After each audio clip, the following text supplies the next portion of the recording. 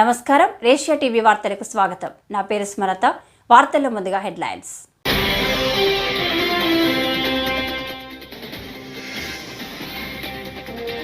భారీ వర్షాల వలన మన రాష్ట్రంలో కృష్ణా నదిపై ఉన్న ప్రాజెక్టులకు జలకళ వచ్చిందని మంత్రి నిమ్మల రామానాయుడు.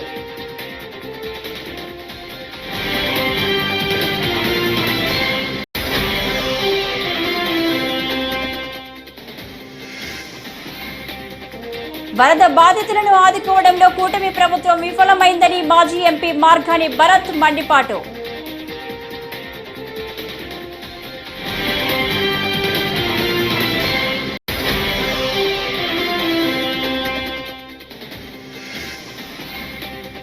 కృష్ణా నదిపై మొత్తం 6 బ్రిడ్జీలు వస్తాయని మంత్రి నారాయణ స్పష్టం.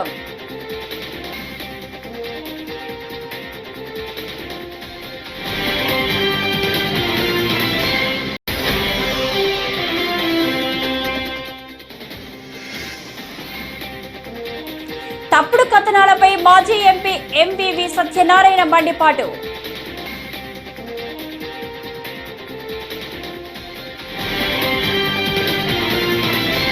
ఇక డీటెయిల్స్ చూస్తే, కృష్ణా నది పరివాహక ప్రాంతంలో కురుస్తున్న భారీ వర్షాల వలన మన రాష్ట్రంలో కృష్ణా నదిపై ఉన్న ప్రాజెక్టులకు జలకళ వచ్చిందని పాలకొల్లు ఎమ్మెల్యే రాష్ట్ర జలవనరుల శాఖ మంత్రి నిమ్మల రామానాయుడు తెలిపారు.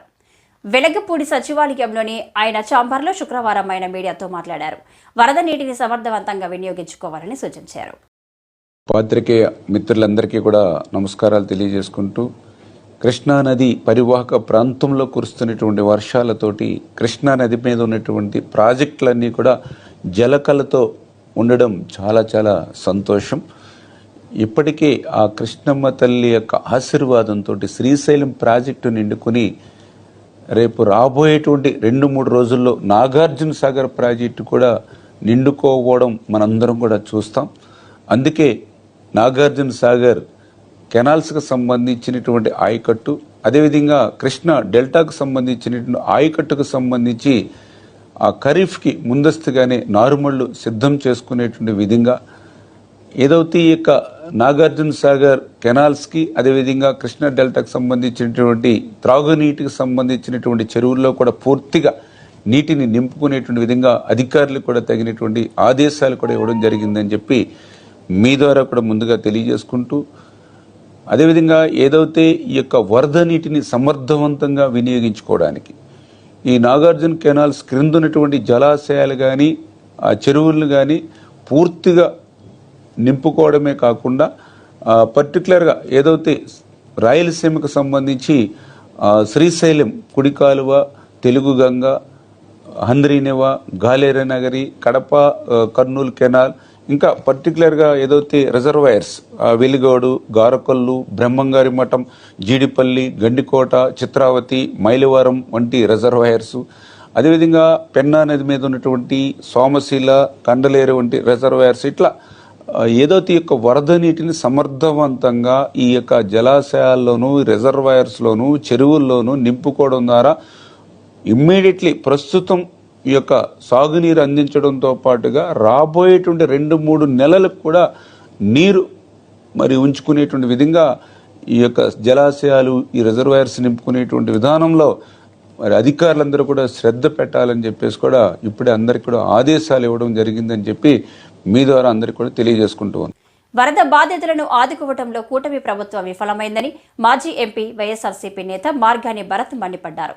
ఆయన శనివారం మీడియాతో మాట్లాడారు. వరద బాధితులకు ప్రభుత్వ నిత్యావసరాలు పంపిణీ చేయడం లేదు. ఎమ్మెల్యేలు, మంత్రులు వరద ప్రభావిత ప్రాంతాల్లో పర్యటించడం లేదు. వరద ప్రాంతాల్లో కేవలం ఫోటోలు దిగి ఎమ్మెల్యేలు వెళ్లిపోతున్నారు. వరద సహాయక చర్యలు చేపట్టడంలో కూటమి ప్రభుత్వం పూర్తిగా విఫలమైంది. గతంలో వైఎస్ఆర్సీపీ హయాంలో పరిహారం, రేషన్ అందించడంలో ముందుంది. ఇంతవరకు ఏరియల్ సర్వే కూడా వరద ప్రభావిత ప్రాంతాల్లో జరగలేదు.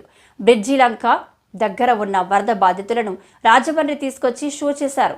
ప్రభుత్వం వరద బాధితులను ఆదుకోవడానికి బలిష్టమైన చర్యలు చేపట్టాలి. 3వ ప్రమాదిక హెచ్చరిక వచ్చేదాకా కూడా అక్కడ ఏ రకమైన ఇబ్బందులు ఉండేది కాదు, ఏదో అడపాదడప ఉన్నప్పటికీ కూడా.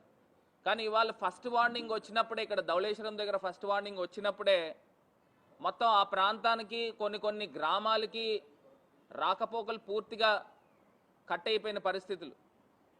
అసలు ఏ రకంగా సహాయక చర్యలు చేస్తున్నారో నిజంగా మాకు ఆశ్చర్యం అనిపిస్తూ ఉంది.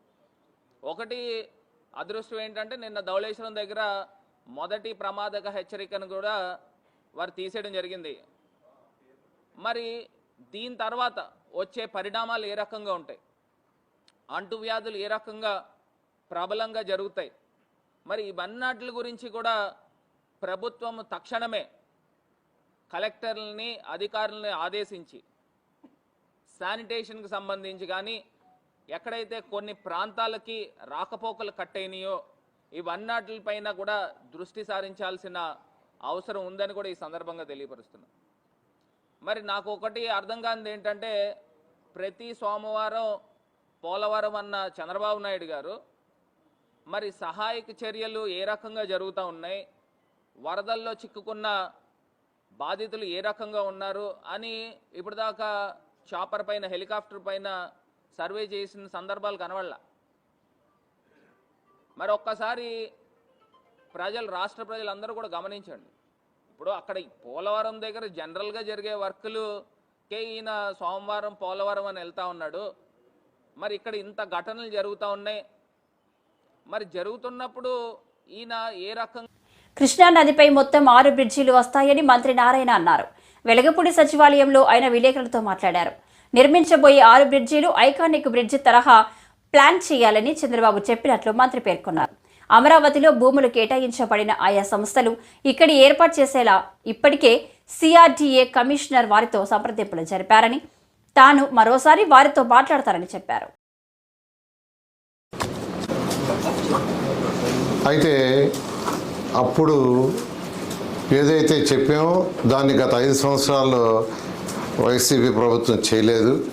రైతులు చాలా ఇబ్బందులు పడ్డారు, మానసికంగా ఒత్తిడికి లోనయ్యారు, ఫైనాన్షియల్గా కూడా ఇబ్బంది పడ్డారు, కోర్టుకు పోయారు, కోర్టులలో సఫర్ అయ్యారు. అందులో వాళ్ళకి ఏదైతే యాన్యుటీ ఉందో యాన్యుటీని పెన్షన్స్ ఈ రెండింటినీ మరొక 5 సంవత్సరాలకి పొడిగిచ్చేదానికి ఈరోజు అథారిటీ తీసుకున్నది. రింగ్ రోడ్ ఒకటి, అవుటర్ రింగ్ రోడ్ ఒకటి 2 వస్తున్నాయి. అది కాకుండా వెస్ట్రన్ బైపాస్ రోడ్ వస్తుంది. సో ఇన్నర్ రింగ్ రోడ్కి లెఫ్ట్ సైడ్ ఒక బ్రిడ్జ్ వస్తుంది, రైట్ సైడ్ ఒక బ్రిడ్జ్ వస్తుంది. అవుటర్ రింగ్ రోడ్కి లెఫ్ట్ సైడ్ ఒక బ్రిడ్జ్ వస్తుంది, రైట్ సైడ్ ఒక బ్రిడ్జ్ వస్తుంది. ఇప్పుడు ఈస్టర్న్ బైపాస్ వచ్చింది, దానికి ఒక బ్రిడ్జ్ వస్తుంది. అంటే వెస్ట్రన్ బైపాస్ వచ్చి పడుతుంది. అంటే మరొక 6 బ్రిడ్జిలు ఈ కృష్ణా రివర్ మీద వస్తున్నాయి. 6 బ్రిడ్జిలు. వీటిలన్నింటినీ కూడా ఐకానిక్గానే చేయమని ముఖ్యమంత్రి గారు ఆదేశించారు. దాన్ని యాక్చువల్గా సిఆర్డీఏ వాళ్ళు ఆ బ్రిడ్జిలు కట్టేటప్పుడు ఐకానిక్ బ్రిడ్జిలు కానీ కట్టడం వస్తుంది. కాబట్టి దానికి దీనికి ఎంత డిస్టెన్స్ వస్తుంది, దీని అవసరం ఉందా లేదా ఒకసారి స్టడీ చేసి తీసుకురమ్మన్నారు. స్టడీ చేసిన తర్వాత దాని మీద డెసిషన్ తీసుకుంటారు. ఆర్గనైజేషన్స్ ఏదైతే ఉన్నాయో వాటిలన్నిటి కూడా ఇన్వైట్ చేసి వాళ్ళతో డిస్కస్ చేయమని యాక్చువల్. తప్పుడు కథనాలపై మాజీ ఎంపీ ఎంవివి సత్యనారాయణ మండిపడ్డారు. తన కుటుంబాన్ని కిడ్నాప్ చేసి హేమంత్ అనే వ్యక్తి వేధించాడు. హేమంత్ తనకు సంబంధం ఉందంటూ ప్రచారం చేస్తున్నారని ధ్వజమెత్తారు. శనివారం ఆయన మీడియాతో మాట్లాడుతూ తనకు హేమంత్ ఎవరో తెలియదని స్పష్టం చేశారు.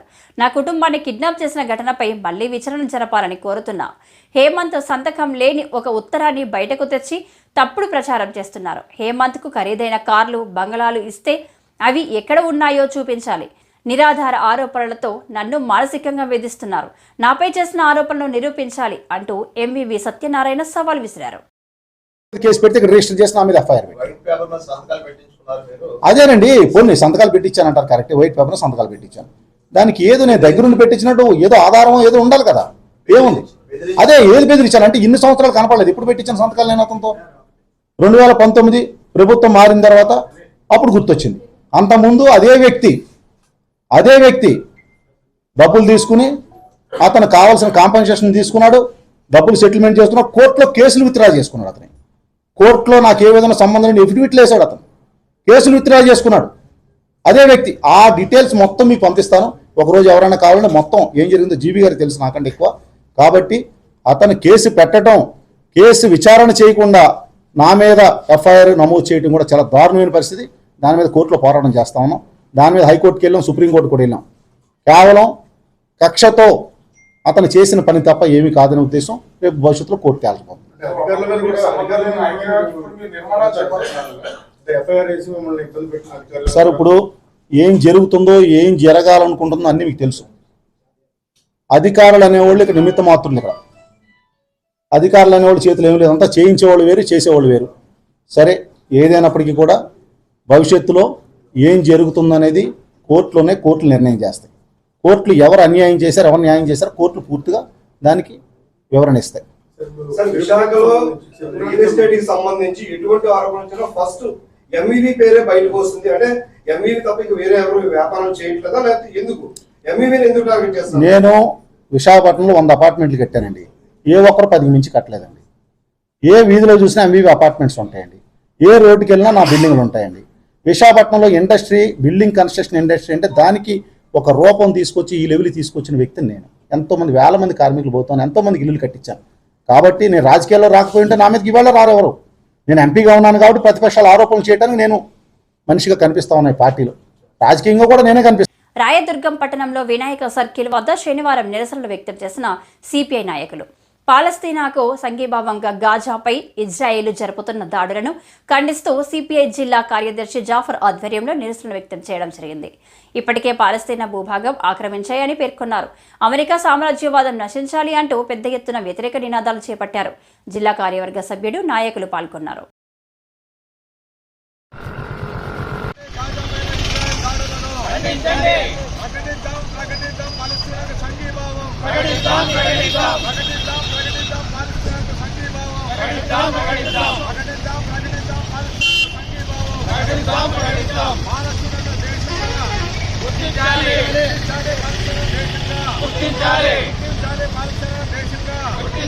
అమెరికా సామ్రాజ్యవాదము నశించాలి, అమెరికా సామ్రాజ్యవాదము నశించాలి, అమెరికా సామ్రాజ్యవాదము నశించాలి, అమెరికా సామ్రాజ్యవాదము.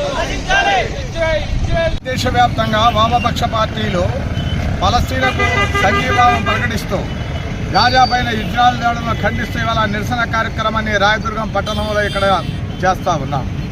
ఇవాళ ప్రపంచంలో ఇవాళ అమెరికన్ సామ్రాజ్యవాదం ఇవాళ ఇజ్రాయెల్కు అనుకూలంగా ఉండడం ద్వారానే ఇవాళ గాజా పైన దాడులు చేస్తూ ఉన్నారు. ఇవాళ పాలస్తీనా యొక్క భూభాగాన్ని ఆక్రమించుకొని ఇప్పటిదాకా 39,000 మందిని చిన్న పిల్లలు, వృద్ధులను ఇవాళ హతమార్చడం జరిగింది. ఒక విధ్వంసకరమైనటువంటి పరిస్థితుల్లో ప్రపంచంలో అన్ని దేశాలు కూడా పాలస్తీనాకు అనుకూలంగా ఇవాళ ర్యాలీలు, నిరసన కార్యక్రమాలు చేపడుతున్నా కూడా ఐక్యరాజ్య సమితి ఇవాళ ప్రశ్నించినప్పటికీ కూడా పెడజమని పెట్టి ఇవాళ ఇజ్రాయెల్ దాడులు. ఆస్తి కోసం సొంత అన్నను హత్య చేసిన కేసులో నిందితులను అరెస్టు చేసినట్లు కోడుమూరు సిఐ మన్సూరుద్దీన్ తెలిపారు. సిఐ తెలిపిన వివరాలు ఇలా ఉన్నాయి. నంద్యాల పెద్ద ధనవాడకు చెందిన మృతుడు చిన్న శేషిరెడ్డితో సోదరులకు కొన్నేళ్లుగా పొలం పంపకాల విషయంలో తగాదాలు నడుస్తున్నాయి. ఈ నేపథ్యంలో చిన్న శేషిరెడ్డిని చిన్న నాగిరెడ్డి, మహేష్, తిమ్మారెడ్డి, జనార్దన్లు ఆస్తి కోసం హత్య చేయడంతో నలుగురిని అరెస్టు చేశారు.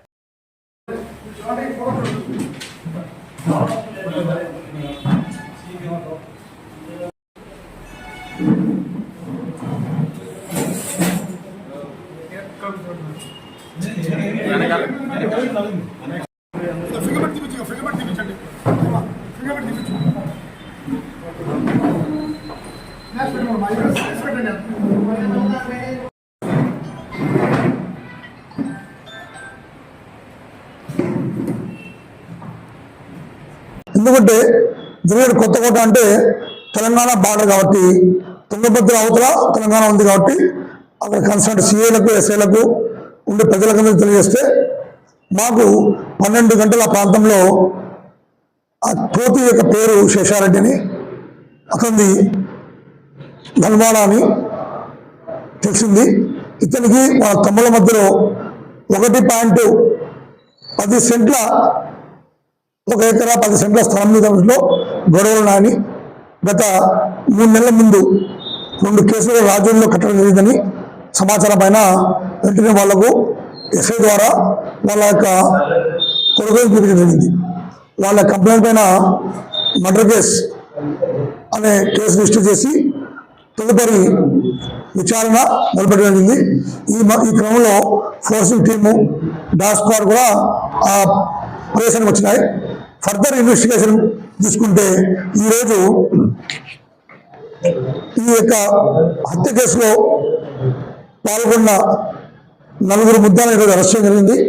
ఈరోజు ఉదయం 8 నుంచి 11 ప్రాంతంలో బారా కార్పొరేటర్ కంపెనీలను బహిష్కరించాలని, వారి దోపిడీని అరికట్టాలని మాజీ మంత్రి వడ్డే శోభనాధీశ్వరరావు పిలుపునిచ్చారు. విజయవాడ గాంధీనగర్ ప్రెస్ క్లబ్లో ఆయన విలేకరుల సమావేశంలో మాట్లాడుతూ ఈ నెల 9న బడా కార్పొరేట్ కంపెనీలను బహిష్కరించండి నినాదంతో నిరసన కార్యక్రమాలు రాష్ట్ర వ్యాప్తంగా నిర్వహిస్తామని పేర్కొన్నారు. దేశవ్యాప్తంగా ఈ కార్యక్రమం చేపడుతున్నామన్నారు. ఈ మధ్యన ఎరువుల మీద సబ్సిడీ కూడా 85,000 కోట్ల రూపాయలు తగ్గించేసింది. దాని మూలన ఖచ్చితంగా ఉత్పత్తి వ్యయం పెరుగుతుంది. కానీ అదే సమయంలో ప్రభుత్వం మేము అడుగుతూ ఉన్నటువంటి సమగ్ర పంటల ఉత్పత్తి వ్యయానికి 50% కలిపి ఇవ్వాలి అనే దానికి నో అంటా ఉంది. అందువలనే మేము ఈ ప్రభుత్వానికి వ్యతిరేకంగా, అంతేకాదు సామాన్యమైన ప్రజానీకానికి ఆహార సబ్సిడీ మీద పెట్టేటటువంటి దాంట్లో కూడా 70,000 కోట్ల రూపాయలు మొన్న బడ్జెట్లో కోత పెట్టినటువంటి పరిస్థితి జరిగింది. ఉత్తరప్రదేశ్ ఎన్నికల సందర్భంగా 3 నెలల వ్యవసాయ చట్టాలను ఉపసంహరించినా ఇప్పుడు మళ్ళీ దొడ్డిదారిన మార్కెటింగు, కాంట్రాక్ట్ ఫార్మింగ్లోకి కార్పొరేషన్లు ప్రవేశపెట్టేటటువంటి కుట్ర ఈనాడు జరుగుతూ ఉంది. 50,000 కోట్ల రూపాయలు రాష్ట్రాలకి వ్యవసాయ సంస్కరణలు అమలు చేస్తే ఇస్తాము అనేటటువంటి ప్రతిపాదన తెర వెనుక నడుస్తూ ఉంది. అందువలనే ఈ విధంగా రైతులు, సామాన్య ప్రజానీకం అందరి యొక్క ప్రయోజనాలని కార్పొరేట్లకు కట్టబెడతా ఉన్న పరిస్థితుల్లోనే మేము కార్పొరేట్లని బహిష్కరించాలి, వాళ్ళని కట్టడి చేయాలి అనేటటువంటి నినాదం. ఎస్సీ వర్గీకరణ అంశంపై సుప్రీంకోర్టు ఇచ్చిన తీర్పు చారిత్రాత్మకమని గుంటూరు పార్లమెంటు ఎస్సీ సెల్ అధ్యక్షులు వేమూరి మైనర్ బాబు అన్నారు. ఎస్సీ వర్గీకరణపై సుప్రీంకోర్టు తీర్పుతో మంగళగిరి టీడీపీ కార్యాలయం ఎంఎస్ఎస్ భవనంలో దళిత నాయకుల సంబరాలు నిర్వహించారు. ప్రధాని Narendra Modi, CM Chandrababu, deputy CM Pawan Kalyan, Mandakrishna Madiga న్యాయవాదులకు కృతజ్ఞతలు తెలిపారు. అందరికీ జై Bhim. AP SC ST BC and minorities ఐక్య వేదిక, SC ST BC and minorities అందరూ ఐక్యతతో ఉండి ఐక్య పోరాటాలు చేసి రాజ్యాధికారాన్ని సాధించడమే ప్రధాన లక్ష్యంగా ముందుకు సాగుతుంది. ఈ క్రమంలో మనలో ఎవరిని ఏ పేరు పెట్టి విభజించినా సరే దాన్ని ఐక్యవేదిక ఖచ్చితంగా ఖండిస్తుంది. రిజర్వేషన్ల నెపంతో నిన్న సుప్రీంకోర్టులో వచ్చినటువంటి మన యొక్క విభజన రిజర్వేషన్ వర్గీకరణ అనేటువంటి తీర్పుని మేము వ్యతిరేకిస్తున్నాము. ఎందుకంటే ఇది విభజించు పాలించులాగా కొంతమంది రాజకీయ నాయకుల యొక్క ఆటలో మనం పావులుగా మారిపోయే పరిస్థితి వస్తుంది. నిజంగా పేదలైనటువంటి దళితులకు, పేదలైనటువంటి బీసీలకు, పేదలైనటువంటి ముస్లింలకు రిజర్వేషన్ ఫలాలు, ఆర్థిక ఫలాలు, అదేవిధంగా ఉద్యోగ ఫలాలు సమానంగా అందాలనుకుంటా అని నిజమైనటువంటి చిత్తశుద్ధి ఈ రాజకీయ నాయకులకి, పాలకులకు కనుకుంటే జనాభా ప్రాతిపదికన జనాభాని లెక్కించి రిజర్వేషన్ పర్సంటేజ్ని పెంచండి. అప్పుడు అన్ని కులాల్లో ఉన్నటువంటి పేదలకు నిజమైనటువంటి ఆర్థిక మరియు ఉద్యోగ, సామాజిక భద్రత మరియు ప్రయోజనము కల్పించిన వాళ్ళు అవుతారు. అంతేగాని ఒక ఇస్తర వేసి అన్నదమ్ములు కలిసి తింటున్నటువంటి ఆ ఇస్తర్ని సరిపోవట్లేదనేటువంటి ఒక నెపంతో నిజమైన చిత్తశుద్ధి ఉండేది సరిపోవట్లేదు అనుకుంటే ఇంకొక ఇస్తర వేయాలి, లేదా ఆ ఇస్తర్ని పెద్ద చేయాలి. అంతేగాని ఆ ఇస్తర్ని ముక్కలు చేసి మీరు కొట్టుకు చావండి అని చెప్పేసి చెప్పడం అనేది సరైనటువంటి విధానం కాదు. ఇక్కడ మేము ఎవరికి దేనికి వ్యతిరేకం కాదు, కేవలం మమ్మల్ని విభజించడం అనేటువంటి అంశంలో గట్టిగా మేము వ్యతిరేకిస్తున్నాము, దీన్ని ఖండిస్తున్నాము. దీన్ని పాలకులు కానీ అలాగే సుప్రీంకోర్టు కానీ పునరాలోచించి ఈ రిజర్వేషన్ యొక్క ఈ విభజనని తొలగించి మరలా రద్దు చేసి రిజర్వేషన్ యొక్క శాతాన్ని పెంచేటువంటి దిశగా పయనించాలని చెప్పేసి ముందుకు వెళ్ళాలని చెప్పేసి డిమాండ్ చేస్తున్నాము. మదనపల్లె మెడికల్ కళాశాలలో పనిచేస్తున్న జనరల్ డ్యూటీ అటెండర్కు 13 నెలలుగా జీతాలు ఇవ్వలేదు. దీంతో వారు ఆసుపత్రి ఎదుట శుక్రవారం నిరసన తెలిపారు. అన్నమయ్య జిల్లా మదనపల్లె అధికారులకు తమ గోడును చెప్పుకున్నా ఇంతవరకు పట్టించుకోలేదని వాపోయారు. భార్యా పిల్లలతో మదనపల్లెకు వచ్చి పస్తులు ఉంటున్నామని జీడీఏ ఉద్యోగి మల్లికార్జున కంటతడి పెట్టాడు. అందరికీ నమస్కారం అండి. మేము ఇక్కడ ఏరియా హాస్పిటల్లో నుంచి మల్లికార్జున ఇక్కడ ప్రభుత్వ గవర్నమెంట్ హాస్పిటల్ మదనపల్లిలో నేను జీడీగా వర్క్ చేస్తున్నాను. నేను 2023 ఆగస్టు 23 తేదీ జాయిన్ అయినాను. నాకు ఇంతవరకు ఒక శాలరీ కానీ ఇవ్వలేదు. ఆఫీస్ వాళ్ళు ఎన్నిసార్లు అడిగినా పట్టించుకోవట్లేదు. ఇప్పుడు నాకు 11 నెలలు కంప్లీట్ అయిపోయి 12 నెలలు జరుగుతుంది. అయినా ఇంతవరకు ఒక జీతం కానీ ఇవ్వలేదు నాకు. మేము కలకడ నుంచి ఇక్కడ వచ్చి ఫ్యామిలీస్ పెట్టుకొని ఉంటాము. మాకు ఆర్థిక చాలా ఇబ్బందిగా ఉండదు. మాకు దయచేసి శాలరీస్ ఇవ్వాల్సిందిగా కోరుతున్నాము. ఎవరైనా పై ఆఫీసుల్లో మాపై దయవించి త్వరగా శాలరీస్ చేయాల్సిందిగా కోరుతున్నాము. నమస్కారం. మేము గత 10 సంవత్సరాలుగా మదనపల్లి ఏరియా హాస్పిటల్లో వర్క్ చేస్తున్నాము. ఫిమేల్ నర్సింగ్ అసిస్టెంట్గా వర్క్ చేస్తున్నాము. మాతో పాటు 18 మంది పాత వాళ్ళు ఉన్నారు. కొత్త వాళ్ళు దాదాపు ఒక 40 మెంబర్స్ వరకు ఉన్నారు. మా శాలరీస్ ఎందుకు రాలేదని ప్రతిసారి మేము ఆఫీస్ చుట్టూ తిరుగుతున్నప్పుడల్లా పాత వాళ్ళని కొత్త వాళ్ళని మిస్ చేశాము. వాళ్ళల్లో కలిపేసిన దానివల్ల మీకు కూడా కోడ్ లేదు, ఆ కోడ్ ఓపెన్ అయ్యే వరకు మీకు శాలరీస్ పెట్టము అనేసి అంటున్నారు. కానీ ఇప్పటి వరకు అయితే మాకు సపరేట్ అయితే కోడ్ చేయలేదంట. మేము దాదాపు లాస్ట్ ఇయర్ మాకు శాలరీస్ పెట్టే సార్ వాళ్ళని కూడా అడిగితే మీది సపరేట్గానే ఉంటుందమ్మా, మీ కోడ్తో ఏం ప్రాబ్లం లేదు. ఇప్పుడు చుట్టుపక్కల హాస్పిటల్లో అంతా కూడా పాత కోడ్లతోనే మేము శాలరీస్ వేయడం జరిగింది. మీకు కూడా మీ ఆఫీస్ వాళ్ళు పెడితే తప్పకుండా పడుతుందనే చెప్తున్నారు. అదే విషయం పదే మేము ఆఫీస్ వాళ్ళకు కూడా వచ్చి చెప్తూనే ఉన్నాము. మాకంటూ ఒక కోడ్ ఉంటుంది, దాంట్లో మాకు శాలరీస్ పెట్టచ్చు అనేసి. ఏడీ మేడం దగ్గరికి వెళ్తే సూపరింటెండెంట్ సార్ దగ్గర వెళ్తే ఆర్ఎంఓ సార్ దగ్గర వెళ్తే ఏవో సార్ దగ్గరికి ఇలాగే తిప్పిస్తున్నారు. ఏదైనా అడిగినప్పుడు ఆఫీస్లో జూనియర్ అసిస్టెంట్లను పిలిచి మీరు మెసేజ్ పెట్టినారా, వాళ్ళకు మెసేజ్ మీకు రిప్లై వచ్చిందా అని అడుగుతున్నారు. వాళ్ళు పెట్టారో లేదో మా కళ్ళకైతే మాకు ఇంతవరకు ఇది పెట్టాము ఇది చూడండి అని అయితే చూపించలేదు. ఖచ్చితంగా వాళ్ళు ఆఫీస్ తరఫు నుంచి ఏదైనా పెడితే మాత్రము విత్ ఇన్ 5 సెకండ్స్ 10 సెకండ్స్లోనే రిప్లై వస్తుంది అనేది కూడా మాకు తెలుసు. ఇప్పుడు మేము వేరే సార్ దగ్గర కూడా అదంతా సెల్లో నుంచి చూసాము. కానీ మా శాలరీస్ మాకు పెట్టాలనే మేము ప్రతి ఒక్కరిని కోరుకుంటున్నాము. ఎమ్మెల్యే సార్ దశాబ్ద కాలంకు పైగా నేత్రదానంపై అవగాహన కార్యక్రమాలు చేపట్టడంతో దాతలు ముందుకు వస్తున్నారని, అలాగే అవయవ దానంపై అవగాహన కల్పించాల్సిన అవసరం ఉందని ఎమ్మెల్యే బోండా ఉమా అన్నారు. తుమ్మలపల్లి కళాక్షేత్రంలో శుక్రవారం జరిగిన అవయవ దాన అవగాహన కార్యక్రమంలో ఆయన మాట్లాడుతూ దాతల సంఖ్య 100 నుండి 1000కు పెంచాల్సిన అవసరం ఎంతైనా ఉందన్నారు. క్లిష్టమైన అవయవ దాన ప్రక్రియను సుసాధ్యం చేసి చూపిస్తున్న వైద్యులకు ధన్యవాదాలు తెలిపారు. అవగాహన ఉండేది కాదు. దాని తర్వాత దీని మీద మీడియా ప్రభావం చాలా ఉంది. మీడియా ద్వారా అన్ని ఛానల్స్ కూడా దీనికి ప్రాధాన్యత ఇవ్వటం, మీడియాలో ఎక్కువ చూపించటం వల్ల ఆర్గాన్ డొనేషన్ అనేది సామాన్యులు కూడా తెలిసినటువంటి అంశం. ఇప్పుడే చెప్పారు, దాదాపు 8 ఆర్గాన్స్ ఇచ్చి ఎదుటి వ్యక్తి ప్రాణాలు నిలబెట్టచ్చు అని చెప్పి. ఎప్పుడు నిలబెట్టచ్చు? మన ఇంట్లో ఏదన్నా యాక్సిడెంట్లో లేదంటే ఇంకొక విధంగానో ఒక బ్రెయిన్ డెడ్ కేసు ఉంటే దాని ద్వారా ఎలాగో మట్టిలో కలిసిపోయే అవయవాల ద్వారా ఇంకొక మనిషికి జీవితం ఇవ్వచ్చు. ఎందుకంటే ఇది దాదాపు దేవుడు చేసినటువంటి అంత పని.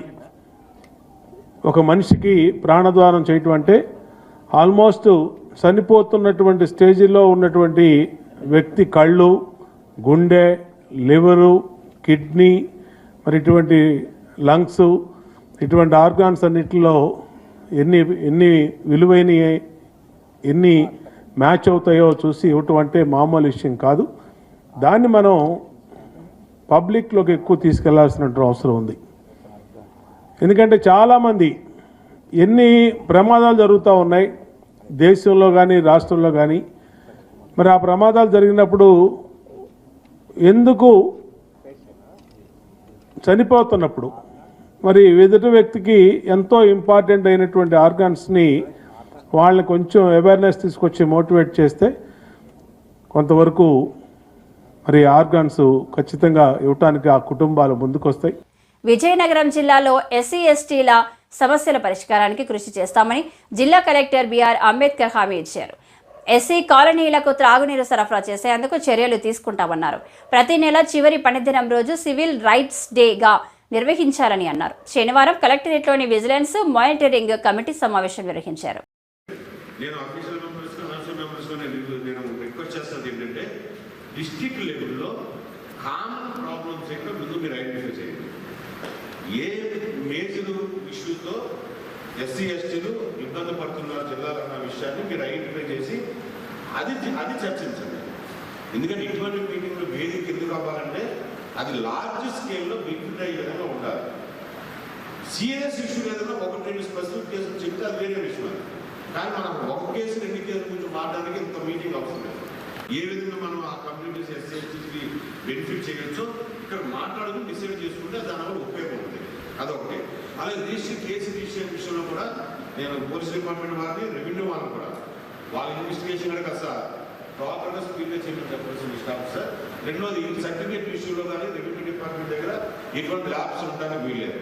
ఎఫ్ఐఆర్ లిస్ట్ అవ్వగానే వాళ్ళ దగ్గర రిక్వెస్ట్ రాగానే మీ సర్టిఫికేట్లు వెరిఫై చేసి ఇష్యూ చేసేయండి. ఇష్యూ చేసి దానికి దాకా డిలే చేసి సర్టిఫికేట్ వల్ల చేయడం అనేది కుదరదు. రెండోది ఒక విషయం మేము మర్చిపోయాను.